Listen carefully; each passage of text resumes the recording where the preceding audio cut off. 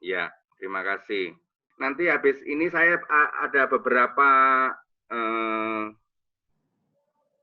PowerPoint ya, untuk bisa kita memudahkan daripada hanya melihat orang begitu, nanti akan lebih mudah kalau ada beberapa poin yang kita bisa lihat untuk memperjelas pembicaraan kita. Memang hari ini kita di masa pandemi dan pengajaran kita sangat menarik ya, sangat menarik karena kita diajak untuk mengalami Roh Kudus dalam hidup keseharian gitu ya. Apakah tulisan PowerPoint saya kelihatan di sana?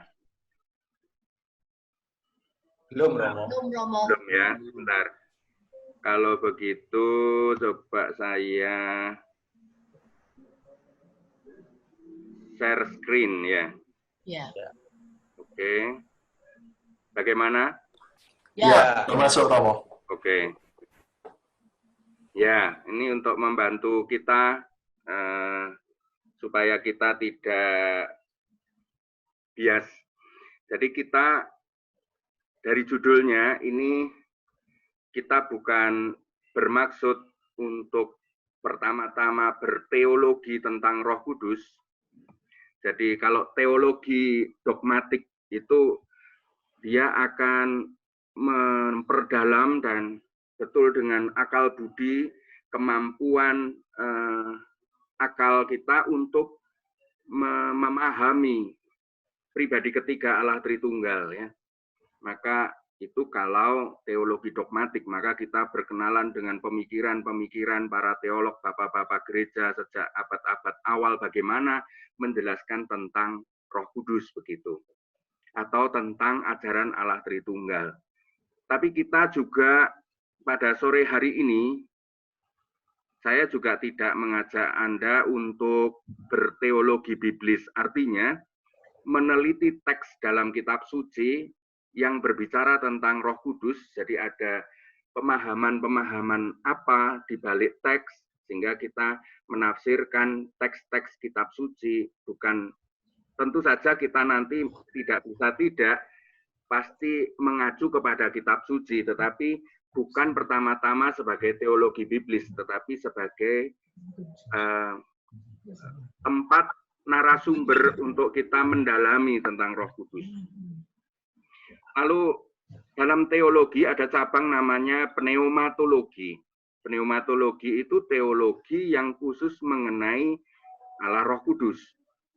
Jadi tentu saja dengan waktu sekitar 1,5 jam ini kita tidak akan memasuki ranah itu, tetapi kita ingin mencoba untuk mendalami iman kita sebagaimana kita diutus sebagai seorang evangelis pribadi, seorang yang diutus untuk mewartakan kabar sukacita di dalam keluarga dan perjumpaan-perjumpaan personal di lingkungan, di persahabatan, tempat kerja kita. Maka di sini saya juga tidak berasumsi untuk membuat apologetik. Apologetik itu sebuah bahan untuk perdebatan kalau kita sewaktu-waktu akan didebat orang tentang Roh Kudus gitu ya.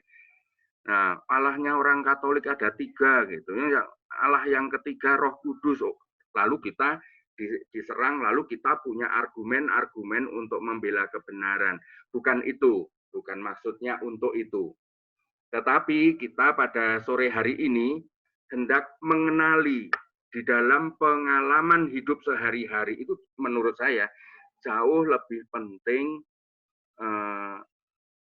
bagi kita dalam hidup sehari-hari itu daripada berteologi, daripada berdebat. Tetapi lebih baik kita ini mengenali secara personal Roh Kudus yang kita alami dalam hidup kita sehari-hari. Maka nanti saya ajak untuk semacam tour gitu ya, tour berwisata di dunia otak-atik gaduk gitu ya. Otak-atik gaduk itu semacam mengapa ya kita ini pertama-tama ngerenungkan gini, mengapa aku kok menyapanya dengan nama Roh Kudus? Apa itu roh? Apa itu kudus? Itu dulu, supaya kita tidak salah mengerti dengan menamai secara salah, seakan-akan setiap fenomena yang aneh kita namai Roh Kudus gitu. Saya pernah nonton suatu khotbah pengajaran dari pendeta Stephen Tong tentang pneumatologi. Lalu di situ diinsertkan di dalam videonya itu dia bilang ketika dia KKR, lalu ada orang yang menjerit-jerit dan histeria, dan dia pendeta Stephen itu langsung menunjuk ini bukan Roh Kudus, bukan Roh Kudus. Dan Roh Kudus itu kita temui, kita mengerti ketika kita melihat buahnya. Jadi buahnya itu macam apa? Nah itu misalnya. Maka di sini nanti kita sejenak memahami dulu nama dari Roh Kudus itu sendiri. Lalu kata Roh Kudus, kenapa kita ini tidak terlalu populer dengan menggunakan istilah misalnya nafas suci? Kenapa enggak memakai istilah nafas suci atau nafas khusus gitu, tapi memakai istilah Roh Kudus? Nah, ini yang sehari-hari dalam bahasa sehari-hari kita sadari dulu kenapa kita memakai nama Roh Kudus. Lalu kita mengenali pengalaman sehari-hari yang secara rohani kita sungguh mengimani sebagai campur tangan dan karya Roh Kudus di dalam hidup kita. Supaya apa? Supaya kita menjadi semakin mengimani karena kita mengenali dengan lebih baik, bisa mencintai dan bisa mengimani. Maka itu kita lalu menjadi punya kepastian. Kita tidak terombang-ambing oleh aneka macam roh di dunia ini. Karena sekali lagi tidak semua roh adalah Roh Kudus.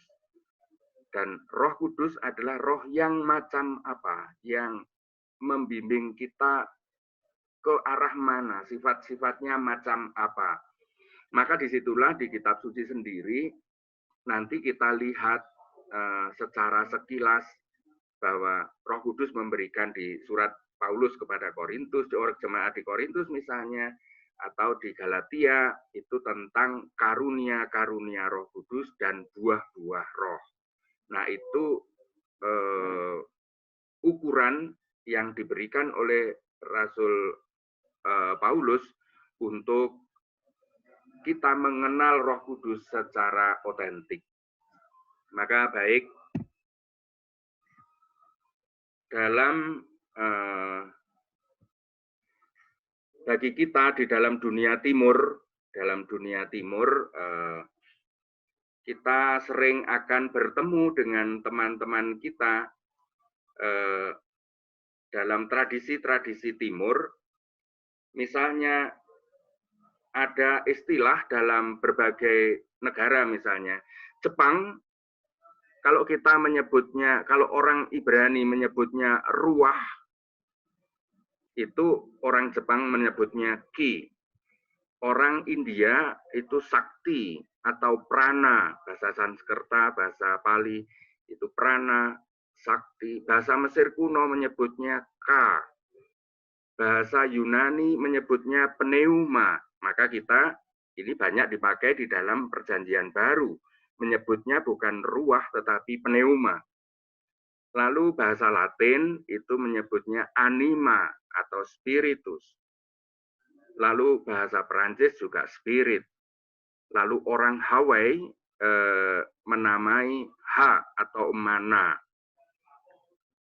Apa nanti bedanya dengan kita ruah? Karena seringkali kita dalam budaya timur, kita juga seringkali bingung. Ada reiki. ada Tai Chi. Ada sama-sama pakai Chi, pakai Qi. Ini yang sebenarnya sama-sama sedang menunjuk pada fenomena ruah. Hanya nanti kita lihat bedanya.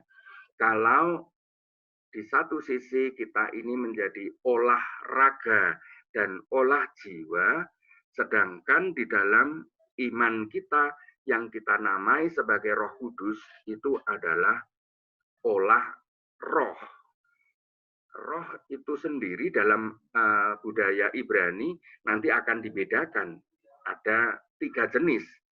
Ada ruah, ada nefes, dan selanjutnya begitu. Nanti kita lihat pelan-pelan. Nah, supaya kita juga mengenali teman-teman kita dari budaya timur, tentu Anda sebagian besar juga sering mendengar kata Qi atau Qi. Ternyata tulisan Mandarin Qi atau Qi itu disusun dari 2 kata, yaitu udara dan padi.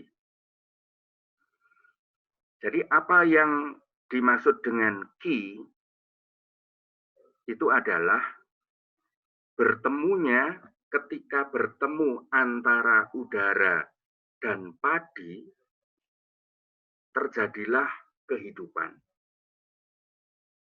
Antara udara dan padi menjadikan hidup.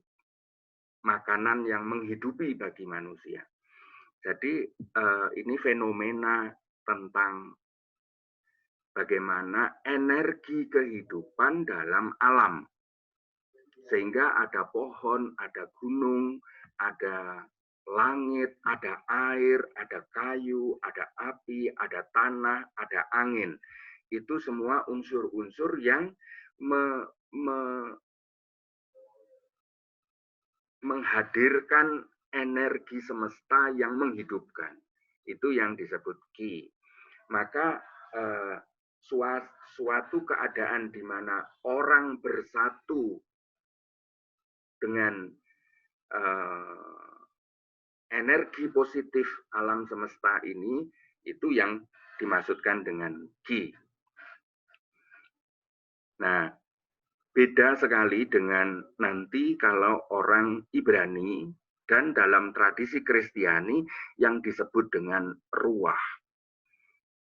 Ruah itu nanti akan kita lihat pertama-tama bukan energi alam semesta, tetapi energi kasih, energi karena kasih dari pribadi Yesus. Nah, ini yang nanti akan kita lihat pelan-pelan. Ada syair dari ajaran Tai Chi, itu yang saya kutip di sini. Langit adalah ayah dan bumi adalah ibu saya. Bayangkan Bapak Ibu, kalau kita ini sedang latihan Tai Chi, itu adalah gerak tangan yang halus, gerak kaki yang halus, otot-otot semua berusaha untuk harmonis dengan alam. Di situ ada kemenyatuan karena semacam orang diajak menyadari,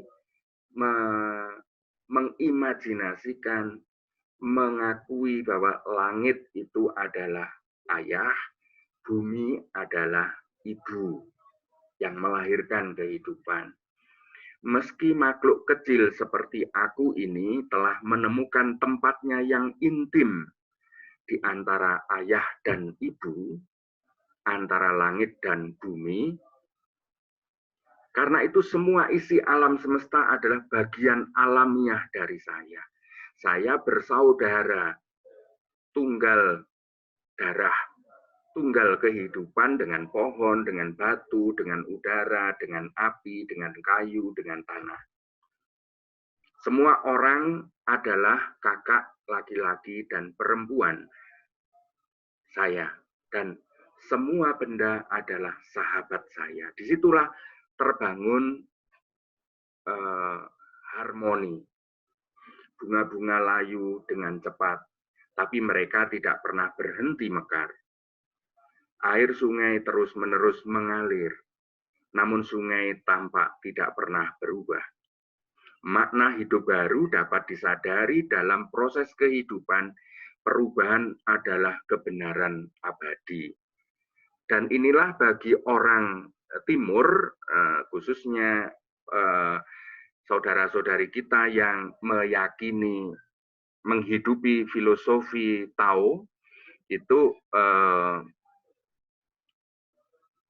mengalami sebuah kelahiran baru, lahir baru di dalam Qi, yaitu ketika sampai kepada titik di mana mereka menyadari bahwa semua proses kehidupan itu mengalir dengan begitu indah, dan yang abadi adalah perubahan terus-menerus, hidup menyatu dengan perubahan, harmoni dengan segala perubahan yang ada di alam, dengan angin, dengan aliran air, dengan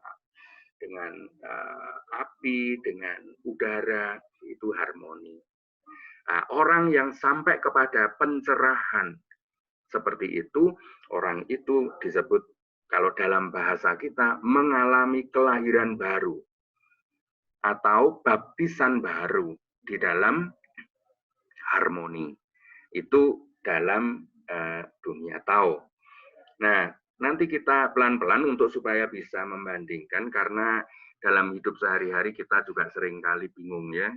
Oh ini sesat, oh ini baik, oh ini benar, ini sebenarnya nggak apa-apa, ini hanya olahraga dan sebagainya. Tapi sebenarnya kita bisa lebih dewasa di dalam memahami, oh ternyata inilah yang dihayati, diyakini oleh teman-teman, saudara-saudari kita dari aliran Tao. Ya, jadi ini pengantar pertama. Nah, sekarang dalam memahami saudara-saudari kita di dalam masyarakat Islam, kita juga bisa berdialog dengan, di samping Tao, itu juga di dalam ajaran Islam, itu bahasa yang dalam disebut bahasa di teman-teman kita Muslim itu nyebutnya ruh. Yang dalam bahasa Melayu, bahasa Indonesia kita pakai juga itu roh, yang merupakan terjemahan dari ruah, ruah Al-Qudus, atau Rohul Kudus, atau Roh Kudus. Dan ini ruh itu dari kata riyah, atau kata bendanya ariyah, artinya angin. Sesuatu di sekeliling kita ini, kita merasakan ada yang bergerak, tetapi kita tidak melihat. Dan yang bergerak itu penuh dengan energi. Bayangkan bisa mengaduk-aduk pasir di padang gurun, membuat badai, membuat pohon kurma tumbang. Bahkan kita berdiri terhuyung-huyung karena diterpa oleh sesuatu yang tidak kelihatan, tetapi itu sungguh punya energi. Itu yang dinamakan ruh. Lalu dalam pemahaman perkembangan teologi Islam, ruh itu juga dipahami sebagai unsur pertama yang membentuk kehidupan manusia. Kenapa manusia ini? Apa bedanya orang yang masih hidup dan orang yang sudah jadi jenazah? Apa yang membedakan?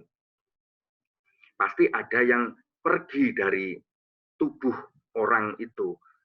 Nah, itulah yang juga adalah energi kehidupan yang membuat manusia itu hidup. Itu yang dinamakan juga ruh. Maka di samping di udara ada ruh, ada angin yang bergerak penuh energi. Di dalam tubuh aliran darah manusia ini juga ada ruh yang membentuk manusia ini menjadi hidup. Kalau tidak ada itu, tidak hidup. Nah, di dalam Al-Quran juga dijelaskan, itu ada beberapa surat, yaitu tentang pemberian hidup oleh Allah kepada manusia. Lalu lama-kelamaan ruh, khususnya disebut ruh Al-Kudus, itu adalah pemberian hidup oleh Allah bagi manusia. Ruh itu adalah angin yang dimiliki oleh Allah. Dan karena itu khusus tentang terkait lahirnya Nabi Isa dinamakan Ruh Al-Kudus. Jadi dalam Islam sungguh-sungguh dengan saleh dan kusuk menamai ruh kehidupan. Setiap orang itu menerima ruh kehidupan. Tetapi ruh kehidupan yang khusus datang kepada Maria, masuk di dalam diri Maria dan menyebabkan Yesus lahir, Nabi Isa lahir, itu dinamai Ruh Al-Kudus. Dan di dalam ayat-ayat yang lain juga diidentikan bahwa apa yang dikerjakan Ruh Kudus itu yang dinamai juga dengan malaikat Jibril. Jadi malaikat Gabriel itu adalah wajah kehadiran yang personal dari Ruh Allah sendiri yang khusus datang kepada Maria. Lalu di dalam ajaran Islam kita juga mengenal ada semacam ruh yang ada di dalam daging manusia dinamai nafs. Nafs ini adalah suatu ruh, nafas, suatu energi, suatu potensi yang bisa menjadikan manusia ini marah, lalu terangsang bernafsu dalam diri manusia. Itu yang diajarkan oleh salah satu tokoh teologi Islam, Al-Ghazali. Nah, nafs itu adalah semacam ruh yang melekat pada kedagingan.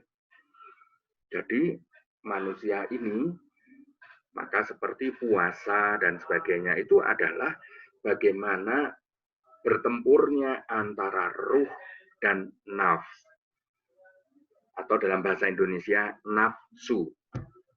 Itu yang dalam bahasa Arab, naf. Nah, ini adalah kemarahan, nafsu, syahwat, lalu kedagingan-kedagingan yang lain, keserakahan, kebencian, iri hati, kecemburuan, sakit hati, kepahitan, kekerasan, bullying, itu semua adalah naf. Energi yang digerakkan oleh ruh yang melekat pada daging. Itu diberikan oleh kedagingan manusia. Nah, itu yang ada beberapa ayat yang bisa kita baca di sini dalam Al-Quran. Ini saya ngambil dari buku tulisannya Dr. Ahmad Asy'ari, Pesan-pesan rahasia dalam Al-Quran, terbit tahun 2016 yang lalu. Misalnya ini, yang memulai penciptaan manusia dari tanah, kemudian dia, Allah, menjadikan keturunannya dari saripati air hina, air kedagingan maksudnya, dari naf, yaitu air mani. Kemudian dia menyempurnakan dan meniupkan ke dalam tubuhnya ruh ciptaannya. Jadi ada kata ruh. Ini adalah sesuatu yang energi yang hadir, yang menghidupkan, yang datang dari Allah.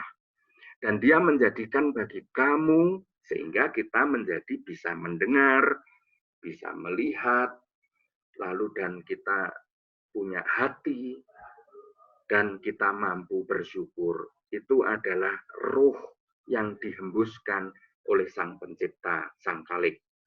Lalu di ayat yang lain, dan ingatlah ketika Tuhanmu berfirman kepada para malaikat, sesungguhnya aku menciptakan seorang manusia dari tanah liat kering yang berasal dari hitam yang diberi bentuk. Maka apabila aku telah menyempurnakan kejadiannya dan telah meniupkan ke dalamnya ruh penciptaanku, maka tunduklah kamu kepadanya dengan bersujud. Maka ketika kita ini sujud kepada Allah, hormat kepada Allah, sebenarnya kita sedang bersatu dengan roh itu. Ketika kita ini bersujud dan bersatu dengan nafsu, maka jelas lain. Maka kita juga lalu berpikiran nafsu. Kita lalu berimajinasi tentang hal yang porno, yang jahat, yang macam-macam. Maka ketika kita ini bersujud dan bersatu dengan roh, maka disitulah kita menjadi kusyuk, hormat kepada Allah.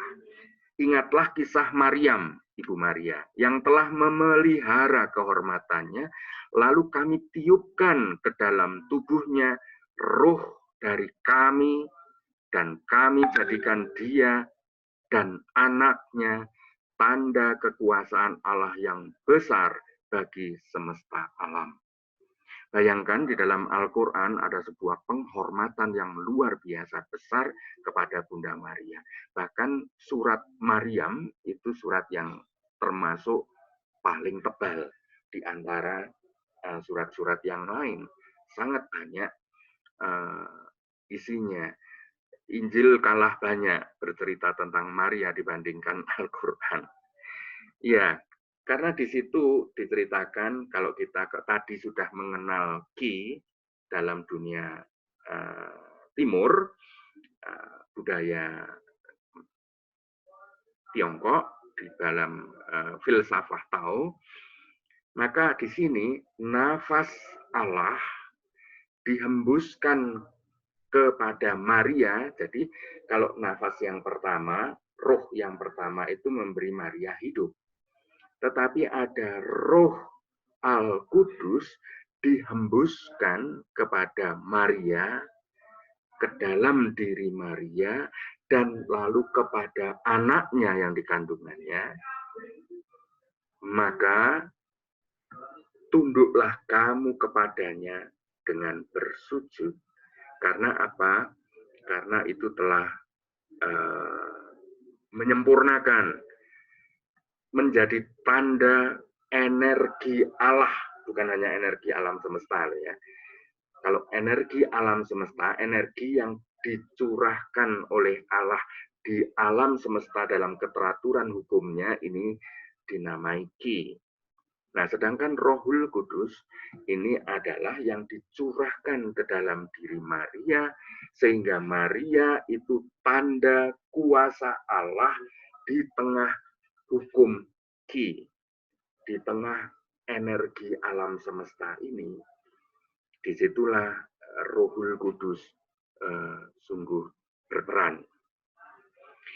Dan ingatlah Maryam, putri Imron, yang memelihara kehormatannya. Maka kami tiupkan ke dalam rahimnya sebagian ruh ciptaan kami. Jadi dalam Al-Quran, ruh yang dihembuskan ke dalam rahim Maria itu adalah ruh sebagian dari, entah istilah sebagian ini perlu kita teliti lagi, sebagian dari ruh yang dihembuskan Allah ketika menciptakan jagat raya ini. Nah, ini yang dihembuskan juga ke dalam rahim Maria. Sehingga tentu saja ada hukum baru, tentu saja menurut hukum alam, menurut Qi itu tidak mungkin. Tetapi dimungkinkan oleh Rohul Kudus yang menjadikan hukum seluruh alam juga akan ditaklukkan di dalam rahim Maria. Sehingga dia tidak berdasarkan nafsu laki-laki, tetapi karena Roh Kudus. Itu yang penjelasan teman-teman kita Muslim tentang peran Roh Kudus di dalam diri Maria dan dalam kelahiran. Dan kami berikan kepada Isa putra Maryam beberapa mujizat serta kami perkuat dia dengan Ruh Al-Kudus. Jadi di dalam diri Isa, Yesus, diberikan mujizat-mujizat. Mujizat artinya ketika seluruh Qi alam semesta, kalau alam semesta itu yang namanya harmoni, air ketika dituangkan dia turun ke bawah. Hukum alam yang normal. Kalau bola dilemparkan ke atas sampai titik tertentu dia sedang ditarik oleh gravitasi bumi dan turun kembali, dia tidak kok terus lepas keluar gitu enggak, tapi begitu melambat sampai titik tertentu lalu turun kembali. Itu hukum alam. Kita menaati hukum alam. Tetapi ada ruh yang dihembuskan, diperkuat di dalam diri Isa, suatu hal yang melampaui hukum itu. Itu roh El-Kudus. Ingatlah ketika Allah mengatakan, hai Isa putra Maryam, ingatlah nikmatku kepadamu dan kepada ibumu di waktu aku menguatkan kamu dengan Rohul Kudus. Itu Al-Maidah 5. Katakanlah Rohul Kudus menurunkan Al-Quran itu dari Tuhanmu dengan benar untuk meneguhkan hati orang-orang yang telah beriman dan menjadi petunjuk serta kabar gembira bagi orang-orang yang berserah diri kepada Allah. Rohul Kudus yang sama itu yang juga menurunkan Al-Quran. Jadi bagi Nabi Muhammad itu ada suatu ikatan yang sangat kuat karena Rohul Kudus yang dihembuskan ke rahim Maria itu juga yang menurunkan Alkitab, Al-Quran yang dengan benar. Dan itu nanti melalui Alkitab, melalui Al-Quran, lalu Rohul Kudus itu masuk menyebar kepada semua orang sehingga mengalami hidup baru di dalam Rohul Kudus. Ya, kira-kira begitu untuk kita secuplik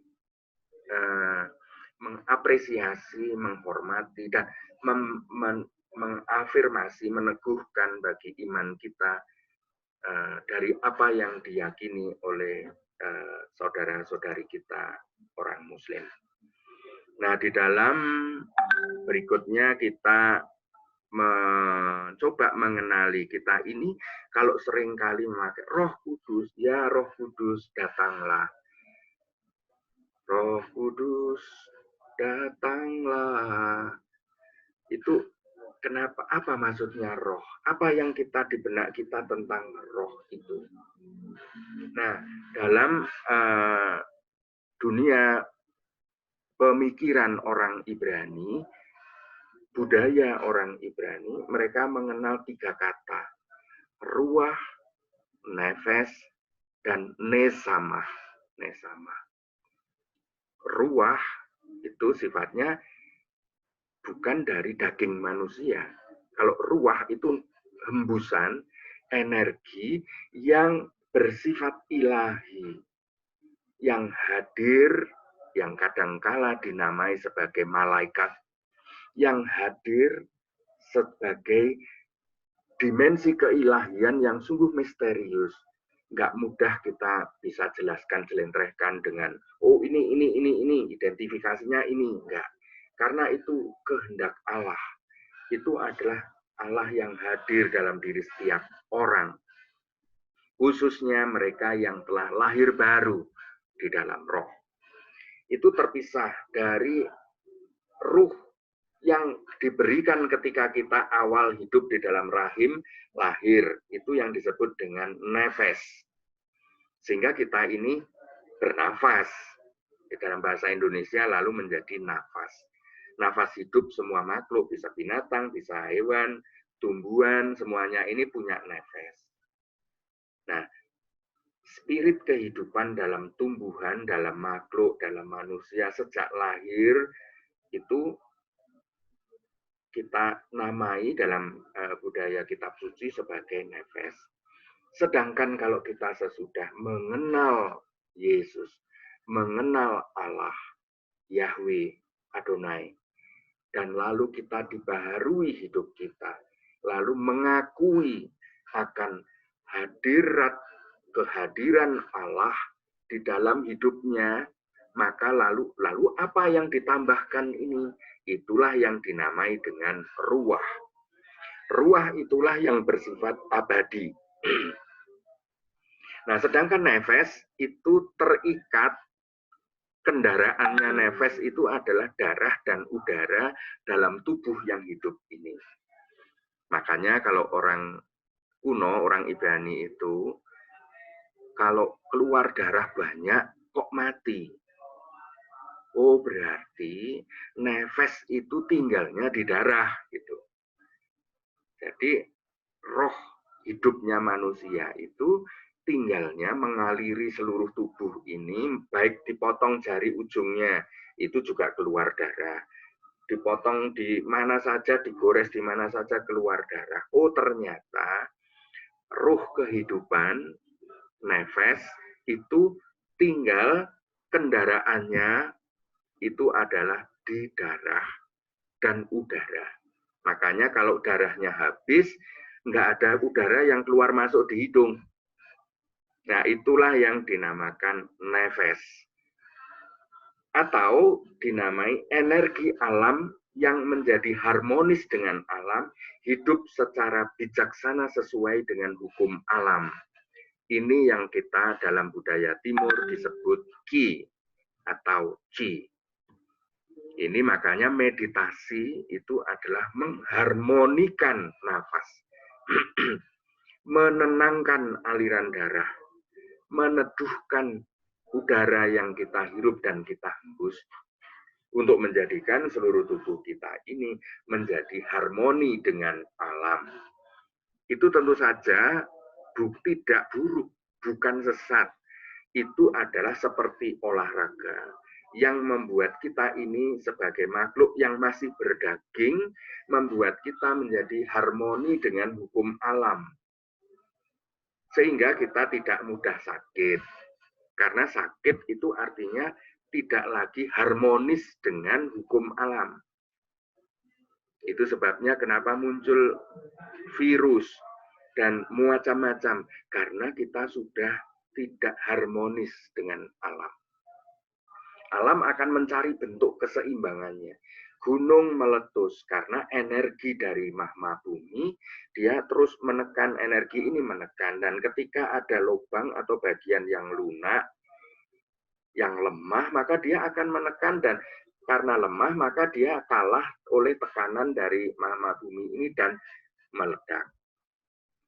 Lumpur lapindo itu terus meluap sampai sekarang, yaitu karena energi dari dalam bumi itu masih terus lebih kuat daripada kekuatan lumpur di lubang dan permukaannya itu. Nanti sampai ke titik keseimbangan.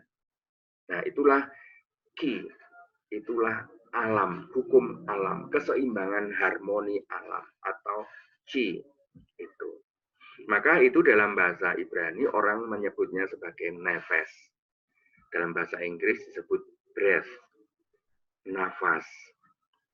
Nah, lalu ada juga orang Ibrani itu menyebut nama nesama. Itu adalah sebuah daya nafas yang ada di dalam tubuh manusia ini yang menjadikan kita ini bisa tertarik mengenal ruah. Jadi bagaimana nefes kok bisa ketemu ruah? Kalau ada magnet, dua magnet, itu kenapa kok bisa tarik menarik? Pasti ada sesuatu yang membuat tertarik. Nah, itu yang disebut nesama. Nesama itu adalah suatu yang mendorong manusia untuk terbuka.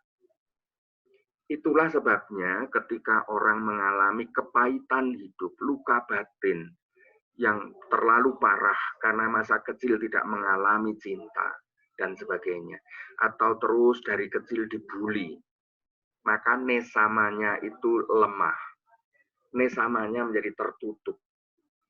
Nesamanya itu menjadi mengeras, sehingga sulit untuk dibuka bagi karya ruah. Dia tetap punya nefes, dia masih hidup, meskipun tubuh kedagingannya menjadi rapuh. Karena apa? Karena nggak seimbang dengan alam. Nefes itu menjadi kerja keras untuk menyeimbangkan. Maka lama-kelamaan akhirnya untuk seimbangnya ya dengan depresi. Depresi itu sebenarnya bukan sesuatu yang jahat.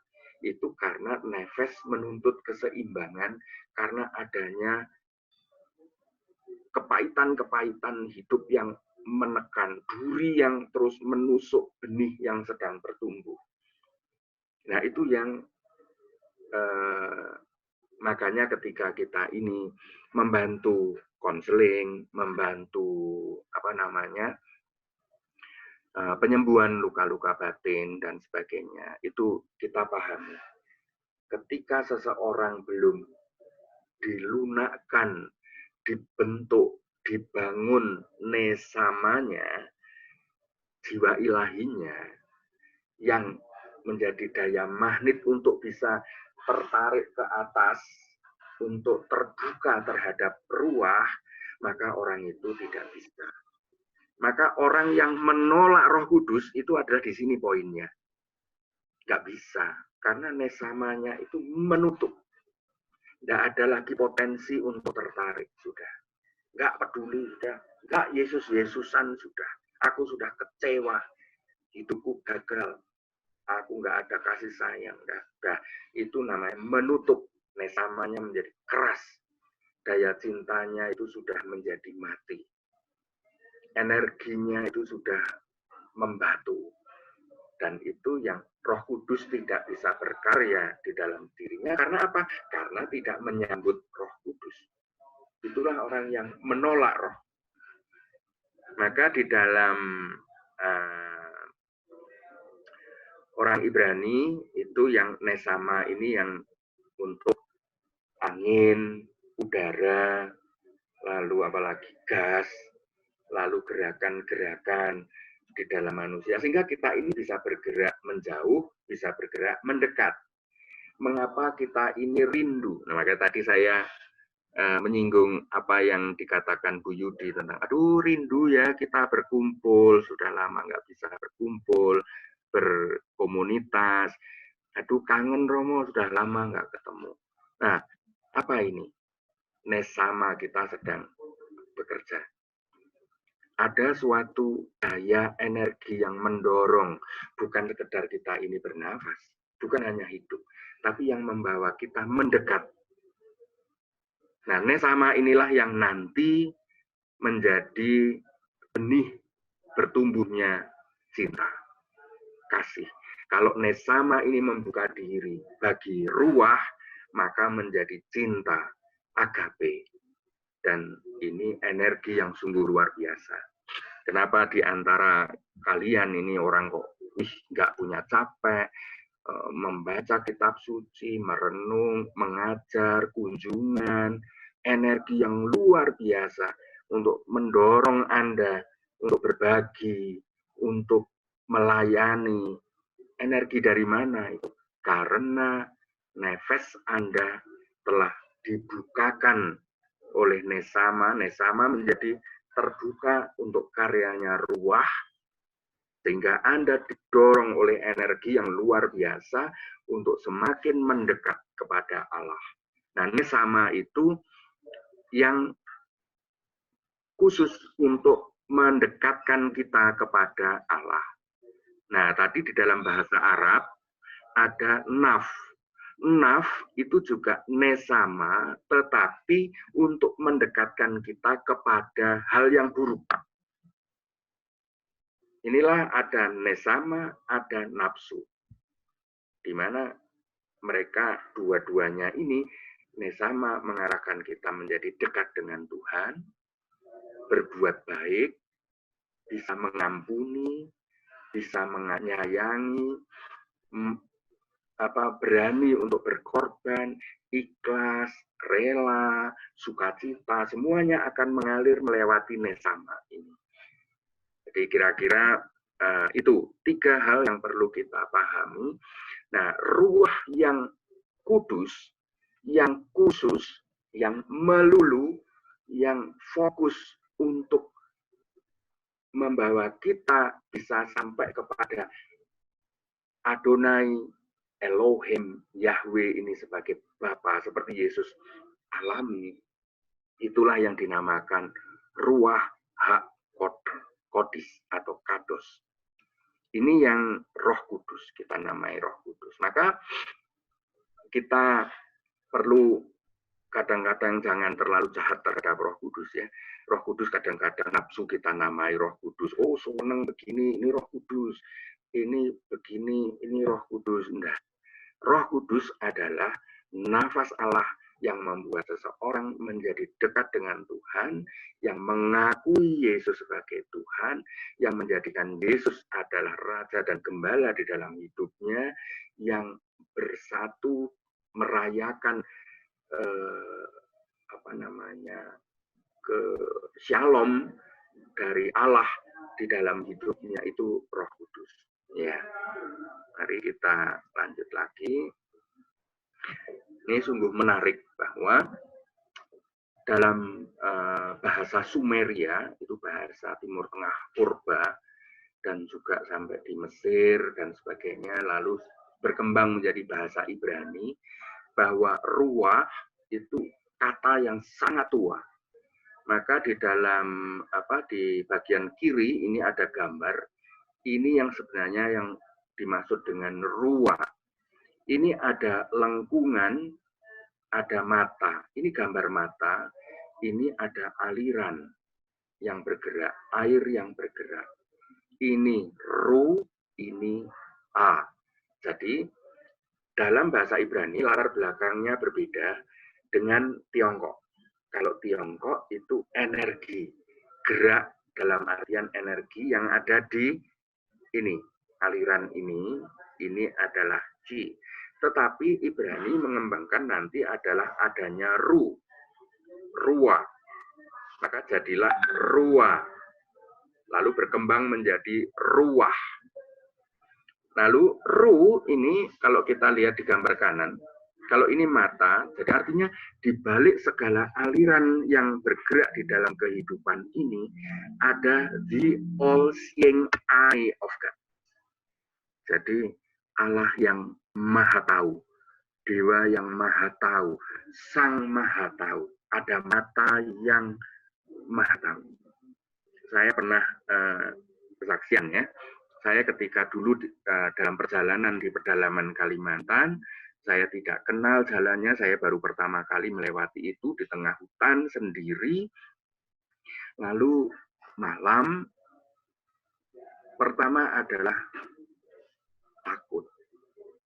Takut itu adalah nesama yang ini yang tadi kita lihat dalam bagian ketiga, nesama saya membawa saya untuk menjadi semakin negatif, takut, terancam, lalu mau mikir kenapa aku dulu jadi romo, lalu kenapa aku harus sampai sekarang malam ini kok ada di sini, ngapain susah-susah, kalau seandainya saya tidak jadi romo, saya nggak ada di sini gitu. Enak-enak aja di Jawa, di rumah begitu. Nah itu nesama, tertutup. Karena nefes saya merasa terancam. Tetapi lama-kelamaan, ketika mulai saya memakai akal budi, dan menyadari ada mata yang melihat di sekelu lengkungan alam semesta ini, ada mata yang tatapannya lembut, tersenyum kepada saya. Aku mencintai kamu. Aku punya rencana bagi kamu. Seakan-akan berbicara seperti itu. Dia yang maha, senyuman yang saya temukan lewat lengkungan langit itu. Sehingga ketika saya berjalan, takut lama-lama terusir oleh kehadiran senyum yang luar biasa itu. Nah, disitulah saya membuka diri terhadap ruah. Akhirnya saya bersyukur kepada Tuhan dan saya mengenal Tuhan yang mencintai saya dan meraja di dalam hidup saya dalam perjalanan itu. Takut menjadi tidak ada lagi. Nah, ini proses yang konsep ruah.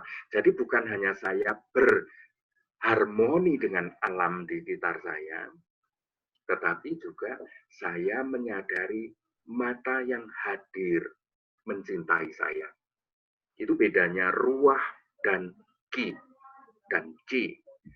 Ini perbedaannya di situ. Mengapa? Lalu dalam huruf Ibrani purba ternyata huruf res, R, itu yang ini, huruf R, itu berawal dari gambar kepala. Jadi sebenarnya ruah itu dari 3 huruf ini, 3 huruf, R, waw, dan he.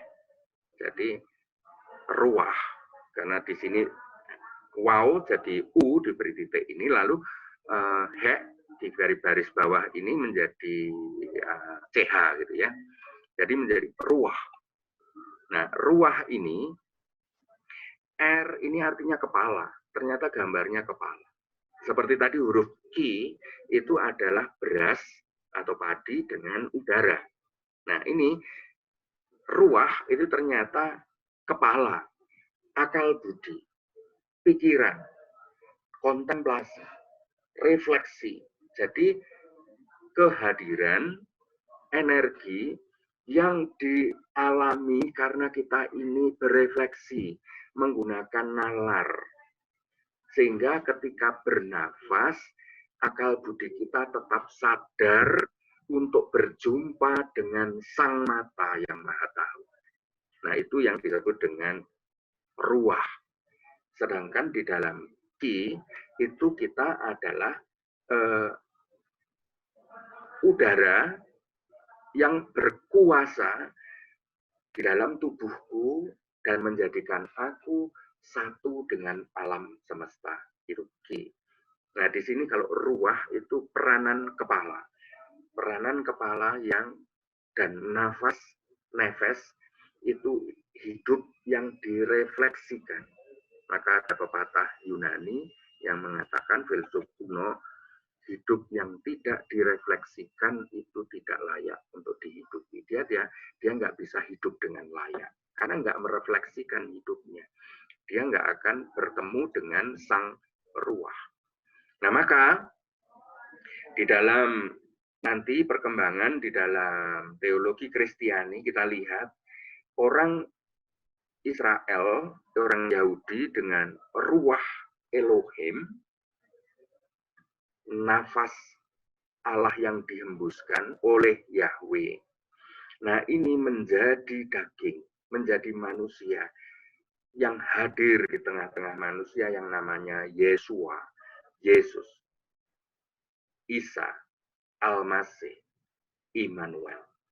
Maka Yesus merupakan nafasnya Allah sendiri yang dihembuskan. Kalau kita ini menerima nafas, itu Allah yang adalah roh menghembuskan rohnya kepada kita. Oke, sehingga kita menjadi hidup. Nah, di dalam Yesus, nafasnya Allah, bukan nafasnya manusia, tapi rohnya Allah yang diberikan, yang turun, yang masuk, yang mendunia, yang mendaging menjadi manusia. Maka seluruh diri Yesus adalah cintanya Allah. Maka seluruh diri Yesus itu adalah dialiri oleh Rohul Kudus. Maka Rohul Kudus itu adalah roh khususnya Allah, Sang Elohim itu tadi. Maka dalam iman Kristiani, Yesus, Rohul Kudus, dan Elohim yang dipanggil oleh Yesus sebagai Bapa itu adalah sebenarnya Esa, satu kesatuan. Ya. Maka baik kita lihat. Nah, maka lahir baru di dalam roh. Ini adalah kalau umat Sidoarjo, saya sering khotbah memakai perumpamaan gedung 3 tingkat. Jadi dalam budaya Ibrani, Yunani, Yahudi itu ada daging dasar, body, tubuh daging kita ini, lalu dia diberi nefes, soul. Nah, ini yang menjadikan dia hidup sebagai manusia. Jadi yang coklat dan hijau ini manusia, tumbuhan, hewan, macam-macam. Hidup makhluk hidup itu menjadi hidup. Tetapi ketika nefes ini membuka dirinya untuk menerima ruah, maka itu yang disebut dengan lahir baru. Sehingga ruah bertahta, mengkamiri seperti ragi, mengkamiri hidup kita. Nefes kita dibaharui, disepuh, di-upgrade oleh Roh Kudus. Dan itu yang dalam pembaptisan itu adalah kita dilahirkan secara baru untuk memiliki hati yang baru. Hati yang sudah terbuka menyapa Allah sebagai Bapa. Hati yang ketika dihina, dijahati, dia berdoa bagi musuh yang membenci kita. Hati yang menjadikan kita meskipun dijahati, mampu mengampuni. Seperti teman-teman di Ngagel dulu kita mendengar bagaimana proses yang paling tidak yang saya dengar sendiri dari Weni yang tadinya marah kepada Tuhan, itu dorongan dari nefesnya, itu marah dan kecewa dengan Tuhan. Kenapa harus anak saya yang mati? Kenapa mobil saya itu tadi kok berhenti di situ pas bom meledak? Kenapa dan selanjutnya? Kenapa kok kena COVID? Kenapa kok usahaku ini kok begini? Kenapa yang lain tidak? Nah, ini adalah nefes kita menggugat kepada kehidupan. Tapi lama-kelamaan Weni mengalami hati yang baru. Dia lahir secara baru. Itulah yang disebut dengan dibaptis di dalam roh. Dia mengalami hidup baru di dalam ruah. Sehingga Weni sambil memegang dua tangan anaknya, kiri dan kanan, yang sudah wafat, Weni bisa mengatakan, aku mengampuni para pelaku peledakan bom ini. Karena itulah yang dilakukan oleh Bunda Maria dan Tuhan Yesus. Maka dia menerima ruah. Dan ruah itu bertahta mengalahkan nefes dan basar dia, kedagingannya. Hatinya yang lama telah diganti dengan hati yang baru, yaitu kasih Allah sendiri. Maka itu yang disebut dengan lahir baru di dalam roh. Ya. Maka orang yang lahir baru di dalam roh itu dia mendapatkan karunia roh. Setelah dia bertobat, mengalami pertobatan metanoia, noia nous itu kepala, logos pikiran. Ketika meta berubah, ketika logos pikiranku sudah berubah, yang tadi adalah dendam, benci, marah, telah berubah menjadi mengampuni, mencintai. Maka pada saat itulah dia menerima roh. Dia adalah sedang menjadi makhluk Roh Kudus. Dia menjadi dibaptis oleh Roh Kudus.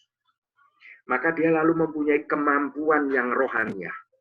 Kemampuan yang hanya bisa dilakukan oleh Rohul Kudus.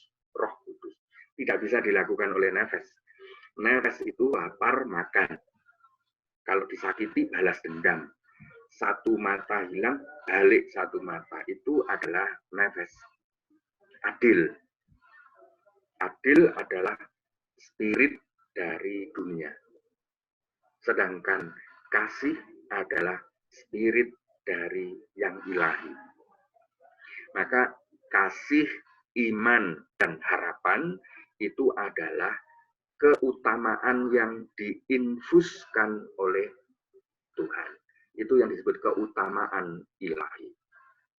Orang yang hanya bisa kalau nefesnya membuka terhadap karunia roh, maka dia mampu memiliki kemampuan ilahi, kemampuan rohani, yaitu ruah kudus. Dan di sini adalah yang berpikir tentang kalau sudah dapat karunia itu, lalu mulai merasakan tanggung jawab terhadap gereja. Ada orang yang sangat baik, orang yang sangat saleh pendoa, tetapi dia adalah kudus bagi dirinya. Belum terdorong, nesamahnya belum mendorong, belum dimandikan oleh Roh Kudus yang baru, sehingga dia membangun persekutuan.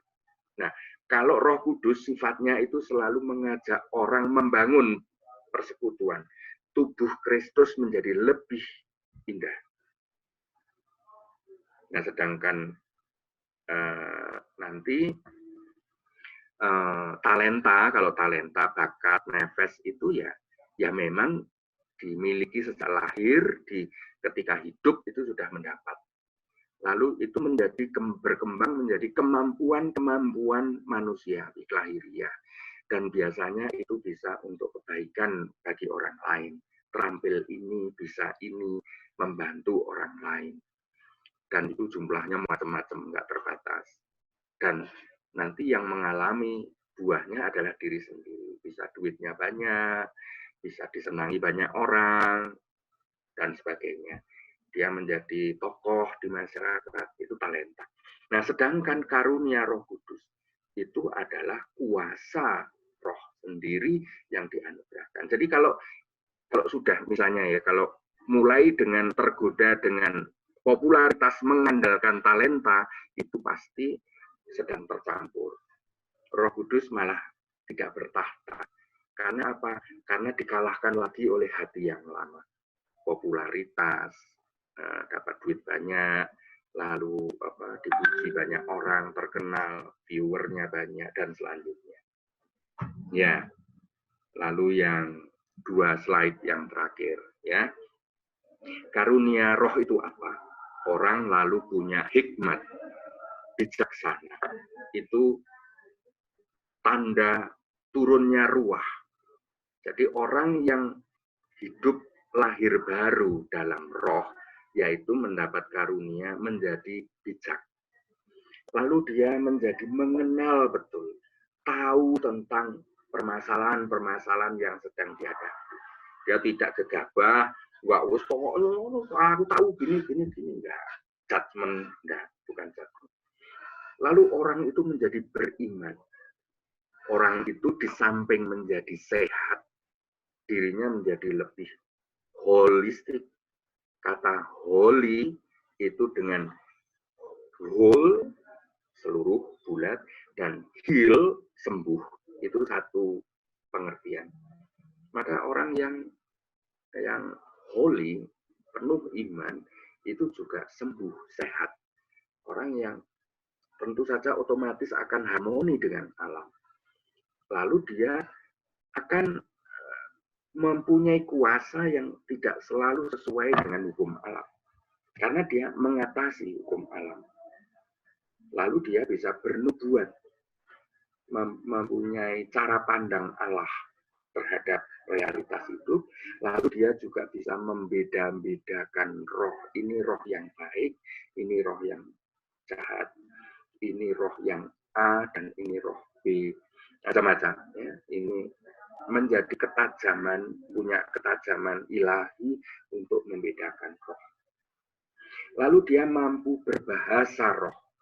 Jadi berbahasa roh bedakan dengan bunyi bahasa roh. Bedakan. Karena bisa saja saya berbahasa Indonesia, berbunyi bahasa Indonesia. Tetapi di balik kata-kata saya, ini ada apa? Nah, itu yang penting sebenarnya. Maka karunia bahasa roh, maka bahasanya konten dari kata-kata saya, kata-kata roh yang tidak seperti bahasanya manusia, tidak seperti bahasanya sosial, suku tertentu enggak, tapi bahasanya roh. Itu bedakan bunyinya. Bunyi bisa saja kita nggak ngerti bunyi apa itu. Tapi kontennya yang paling penting. Kontennya dari roh. Karena konten itu bisa macam-macam. Kontennya dari depresi kita. Kontennya dari luka batin. Kontennya dari kemarahan yang tak tertahankan. Kontennya itu bisa roh jahat. Kontennya bisa macam-macam. Nah, bahasa roh itu adalah ketika kontennya adalah sungguh-sungguh roh kudus. Makanya dia juga dianugerahi kemampuan menafsir roh kudus. Itu karunia yang dengan sendirinya. Kalau sama kita membuka dan bekerja sama, membiarkan Roh Kudus bertata. Nah, buahnya apa? Nah, ini sebagai ukuran bagi kita untuk ini hidup oleh Roh Kudus atau bukan. Sebagai alat untuk membedakan roh, yaitu dari buahnya. Apakah dia lalu semakin mampu mengasihi? Sesudah dari acara ketika di rumah, apakah tetap mampu mengasihi? Nah, itu pasti dari roh. Kalau ternyata di tempat A dia mengasihi, tapi di tempat B beda. Dia bisa saja donatur besar bagi paroki. Tapi adiknya sendiri itu ngontrak rumah dinding triplek yang sudah mengelupas, sudah banyak lubang, tidak bisa makan adiknya. Nah, apakah ini kasih dari Roh Kudus? Pasti enggak. Nah, karena dia tampaknya berbuat kasih, menyumbang gereja buahnya itu di satu sisi, tapi di lain sisi ternyata dia nggak punya kasih ke adiknya, ke saudaranya, ke keluarganya, nggak mikir masa depan anaknya, enggak. Ternyata adalah ruah yang lain, roh yang lain, roh kebanggaan, roh puji-pujian manusiawi duniawi, kedagingan, penghargaan, dan sebagainya. Nah, lalu buahnya adalah joy, sukacita. Saya pernah diberi kaos oleh Romo Dominikan, Romo Andre, itu adalah joy is my preaching, gitu ya, my preach. Jadi sukacita itulah khotbah, gitu ya. Wah, luar biasa. Itu yang bagi saya membuka nefas saya untuk Roh Kudus luar biasa ya, Roh Kudus yang mengajari saya untuk bagaimana selalu bersukacita dalam segala keadaan. Itu kalau bukan Roh Kudus nggak mungkin. Kalau nefas itu hanyalah kalau saya sedang susah ya saya susah. Ada stimulus begini, responku begini. Kalau orang kata-katanya menyakitkan, saya tersinggung. Itu nefas. Tetapi kalau Roh Kudus buahnya apa? Meskipun sekelilingku ini adalah batu dan sampah, tetapi bunga teratai tetap mekar indah. Itu yang disebut dengan ruah. Maka simbol bagi saya setiap kali melihat bunga teratai itu melihat lambang dari ruah, yaitu dia tidak reaksioner terhadap lingkungan. Meskipun sekelilingnya sampah, dia tetap mekar dengan indah. Itu sifat buah dari ruah. Lalu damai, shalom. Dia penuh pengampunan, kuat tahan menderita. Shalom itu gabungan dari bukan sekedar damai, tidak ada konflik, lalu ya, bukan itu aja. Damai itu orang yang sangat kuat, sangat sakti, dan tidak terombang-ambing oleh kata ini, senjata yang diarahkan kepadanya, dia nggak bergeming sama sekali. Karena apa? Dengan tenang, damai. Karena dia ada di dalam Tuhan, tidak ada yang ditakuti. Itu shalom. Nah, lalu kesabaran. Tentu saja orang yang hidup baru di dalam roh itu punya sabar. Dia mengerti, menerima waktunya Tuhan. Lalu juga murah hati, tidak egois, tidak serakah. Itu sudah sifat-sifat ilahi yang akan buah dari roh. Lalu baik, lalu setia. Meskipun orang yang dicintai itu berkhianat pun, tapi dia tetap setia. Itu pasti pekerjaan Roh Kudus. Kalau Anda dikecewakan oleh pasangan dan lalu Anda muarah, lalu sudah cerai saja, pasti itu nefas. Itu nesama tertutup. Tetapi ketika kita membuka terhadap roh, itu yang membuat kita mampu tetap setia. Lalu kita lemah lembut, tidak suka kekerasan. Kita selalu bisa mengerti apa kompleksitas permasalahan orang lain, tidak cepat ngejas menghakimi. Lalu menguasai diri, ugahari, dia tahu batas. Nah, ini adalah buah-buah roh yang diajarkan Santo Paulus kepada kita. Maka ini yang buah-buah itu tadi ya, ada kasih, ada sukacita, ada damai sejahtera, ada kesabaran, ada kemurahan hati, ada sifat baik, dia selalu positif, lalu setia, lemah lembut, penguasaan diri. Ya begitu yang bisa saya sampaikan, Bu Yudi, Pak Franky, Pak Nafi dan teman-teman, untuk bisa menjadi refleksi dan pengajaran kita pada sore hari ini. Sekarang saya kembalikan, terima kasih. Ya, terima kasih Romo. Ini pengajaran yang sungguh luar biasa ya, kita dituntun mengalir sampai akhirnya sungguh-sungguh menghayati Roh Kudus yang bekerja dalam hidup kita semua. Saya rasa pasti ada banyak yang ingin bertanya. Boleh ya Romo? Oh boleh, waktunya masih nih. Waktunya masih 20 menit. Ya, masih boleh ya Romo. Ya, mungkin ada yang mau bertanya, bisa chat saja ya Pak Franky atau ya, Pak di sebelah kanan. Nanti mic akan host buka nanti. Sudah. Ya. Ini pertama saya sampaikan dulu pertanyaan yang dari jalur YouTube ya Romo, karena yang YouTube bisa tanya di sini. Ya. Ada pertanyaan, bagaimana cara membantu seseorang yang luka batin agar nesamanya bekerja? Ya. Itu paling tidak pertanyaan itu sudah memahami tentang ini ya. Jadi saya salut ya. Karena seringkali kita ini terlalu cepat menjadi hakim, bukan menjadi sahabat, bukan menjadi penyembuh. Bahkan kadang-kadang malah menjadi orang yang mendatangkan sakit yang baru. Nah, kalau tidak hati-hati atau kita tidak rendah hati, kita ini kan lalu tidak menghadirkan roh Allah, tetapi justru menghadirkan roh yang lain.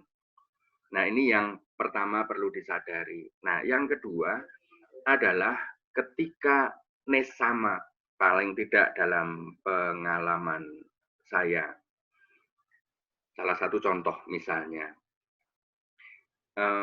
saya pernah mendampingi seorang anak yang mengalami kepahitan hidup karena dibuang oleh orang tuanya, ditolak oleh orang tuanya. Bagaimana dia, saya kira lebih dari 10 tahun saya mendampingi itu.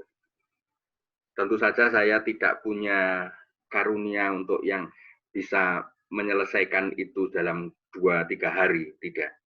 Tapi saya merasa diberi karunia kesabaran oleh kesabaran buah dari Roh Kudus itu, kesabaran untuk mendampingi dia sampai anak itu akhirnya berani menelusuri situs-situs kepahitan batinnya dia, dan di situ dia lalu menyampaikan pengampunan dan dia bisa mencintai.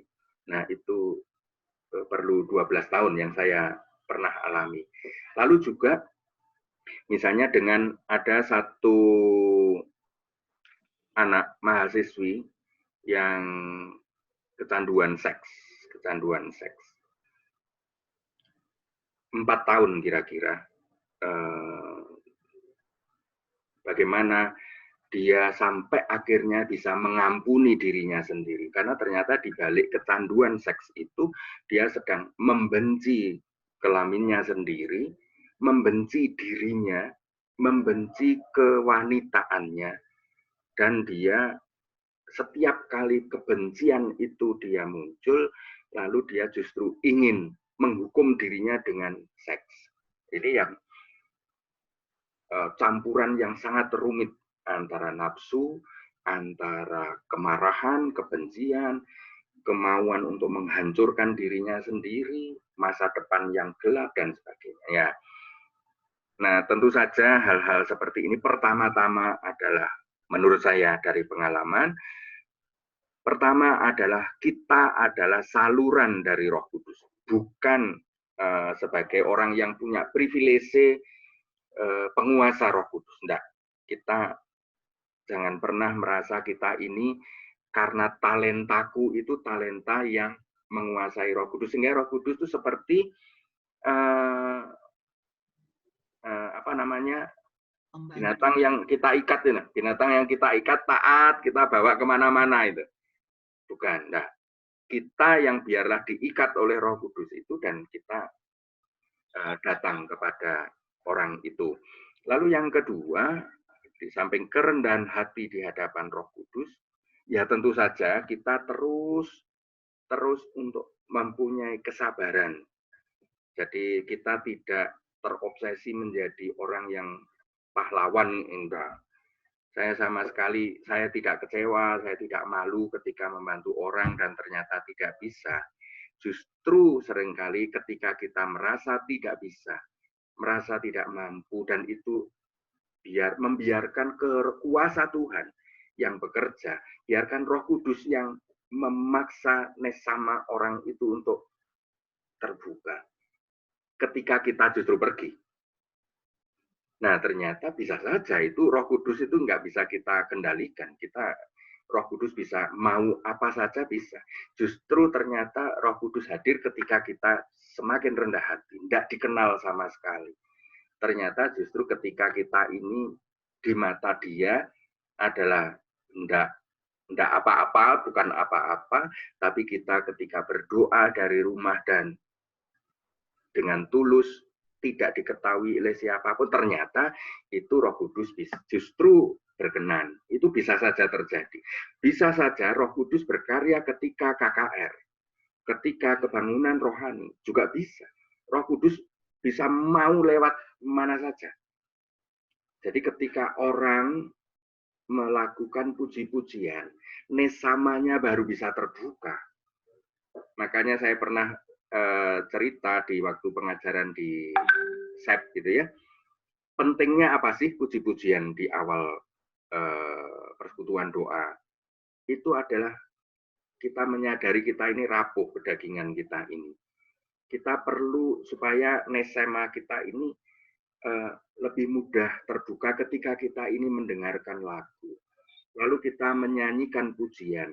Lama-kelamaan kita ini dibentuk oleh syair lagu itu sendiri, pujian itu sendiri, lagu-lagu itu mengkamiri kita, lalu kita ego dan kekerasan hati kita menjadi terkalahkan oleh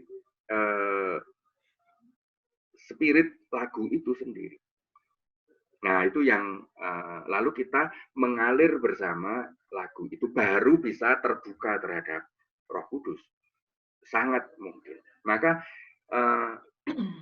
kita terbuka saja. Yang penting bahwa kita nggak usah perlu jadi pahlawan bahwa pasti harus aku. Enggak. Jadi tetap rendah hati ketika orang dengan kepahitan. Yang penting kita ini sabar dan tidak memperalat, tidak sombong gitu ya. Nah, yang kita menyediakan diri dipakai oleh Roh Kudus untuk Dia. Bahwa tentang kapan itu akan sembuh, itu urusannya Roh Kudus dengan nefesnya Dia gitu ya. Karena nefes nesemanya ini ketebalannya beda-beda setiap orang. Jadi ada yang cepat sekali untuk bisa pulih, bisa mengampuni, tapi ada yang butuh 12 tahun untuk bisa mengampuni. Ada yang dalam kedatangannya di satu kali KKR, bisa saja dia sudah lahir secara baru.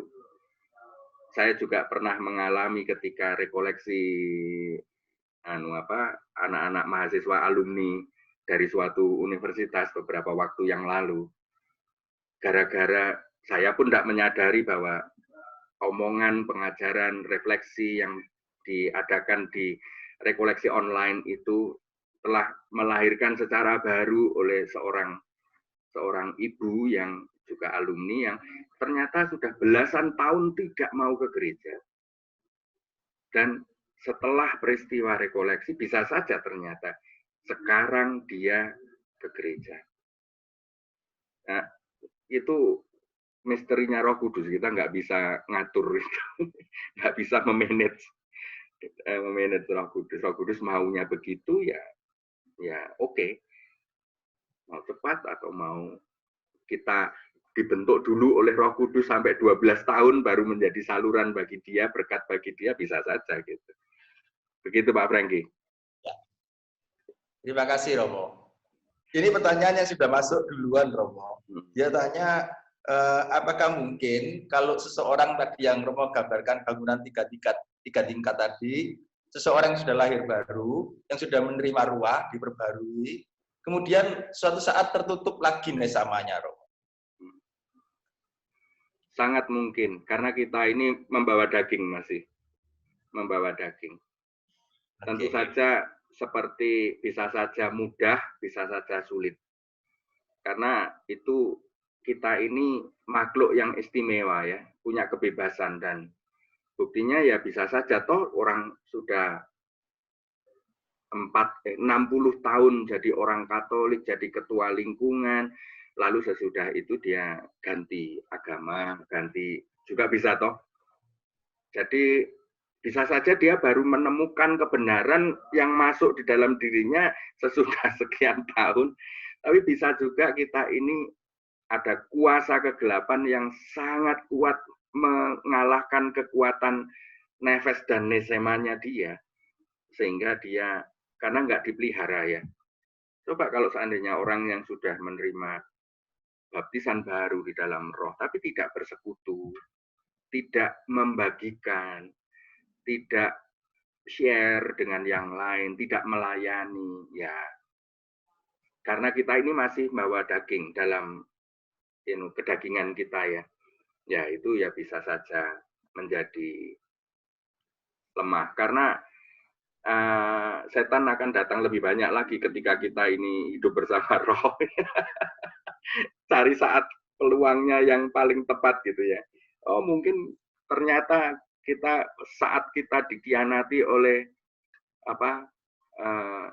misalnya saya dikecewakan oleh Pak Franky atau Pak Franky saya kecewakan, mungkin dikecewakan dengan orang-orang tahan kuat gitu ya. Tapi ketika saya sakiti hatinya Pak Franky, saya yang menyakiti, wah itu bisa saja menjadi pintu setan untuk menghancurkan ya.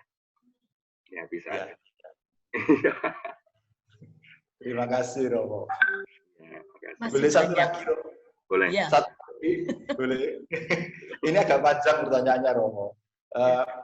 Saya bacakan ya. Bila orang dalam kondisi kritis menghadapi kematian, roh akan keluar bersama jiwa atau roh keluar dulu dan jiwanya keluar perlahan? Soalnya dalam kondisi seperti ini kan kadang orang diberi sakramen perminyakan. Kalau rohnya sudah tidak ada, tujuannya bagaimana? Kok saya, ini terus terang nih saya baru pertama kali mendengar pertanyaan ini. Maka rada kaget, agak kaget. Tapi bagi saya spontan ini ya, spontan. Ini saya juga akan gulati.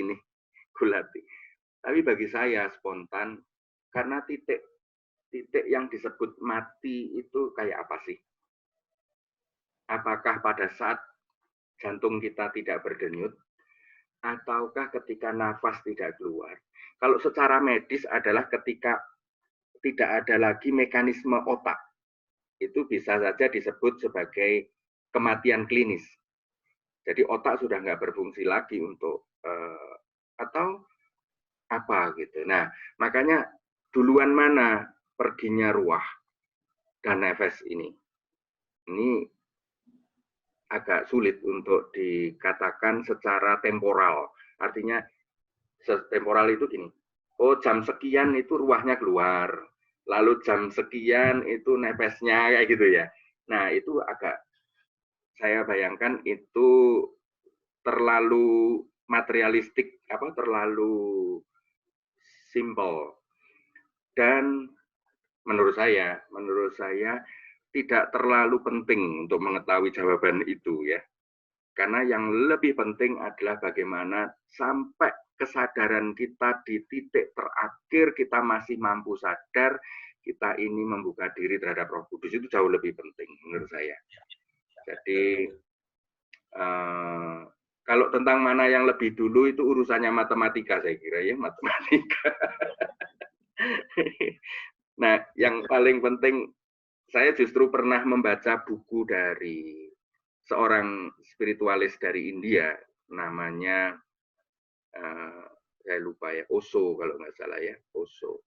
Nah, dia mengajarkan gini, coba kita ini tetap menyadari dan mensyukuri nafas ketika nanti nafas itu terakhir terhembuskan oleh paru-paru kita, gitu ya. Jadi dia itu karena pola pikir Qi tadi ya, harmoni dengan alam, seperti itu. Nah, kita yang pola pikir ruah, yang beriman akan Roh Kudus, Roh Cinta, itu artinya adalah bagaimana saya sampai titik nafas, hembusan nafas terakhir, aku selalu mencintai dia, mencintai hidup ini, mencintai anak-anakku, mencintai semua yang dianugerahkan Tuhan kepadaku. Jadi artinya saya membayangkan cita-cita saya loh ya. Cita-cita saya itu kalau bisa pada saat sampai titik terakhir, pada saat saya sakit parah, saya sangat terakhir, saya tetap tersenyum memandang langit yang tersenyum dan aku tersenyum pada dia. Jadi itu kira-kira begitulah kira-kira. Itu cita-cita saya. Entah nanti lebih dulu mana yang pergi itu.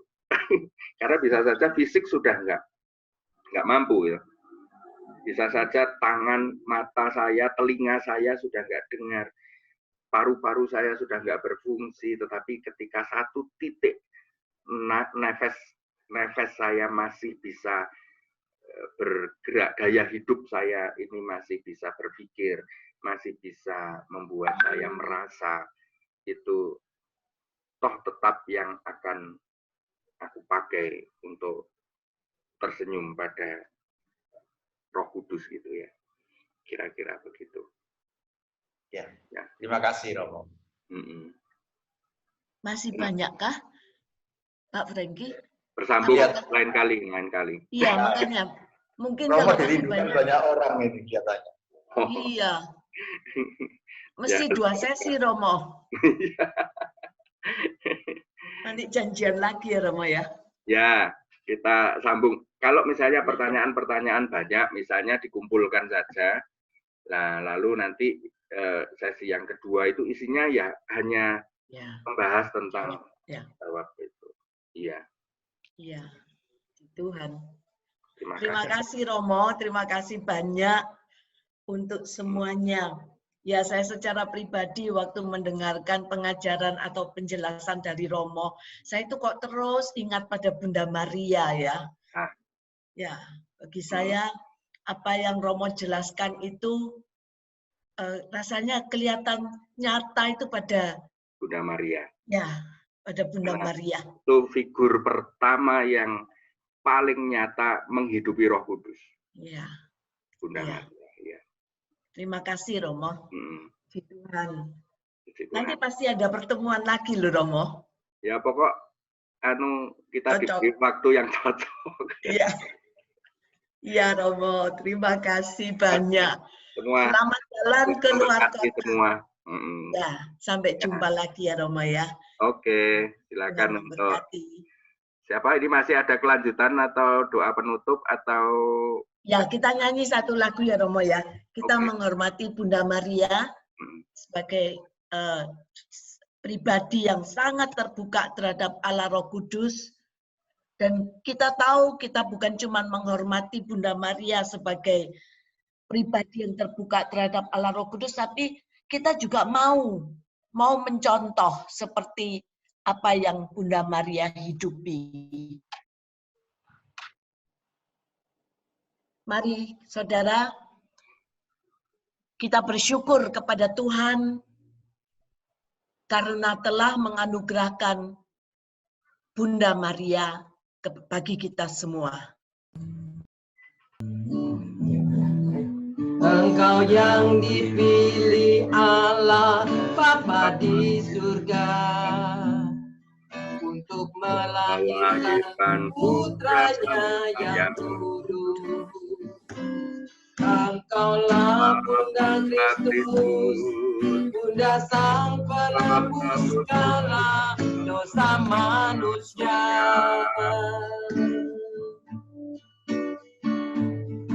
Bunda Maria, perawan yang tiada bernoda, hatimu bersinar putih tiada bercela. Engkau Bunda Almasih yang diangkat ke surga penuh kemuliaan. Ave Maria,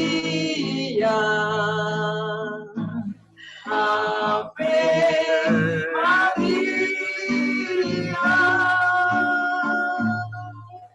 Terpujilah Bunda, terpuji namamu sepanjang segala masa. Ave Maria, Ave Maria. Syukur kepadamu Tuhan yang pengasih selama-lamanya. Syukur kepadamu Tuhan yang pengasih. Syukur kepadamu Tuhan yang pengasih selama-lamanya.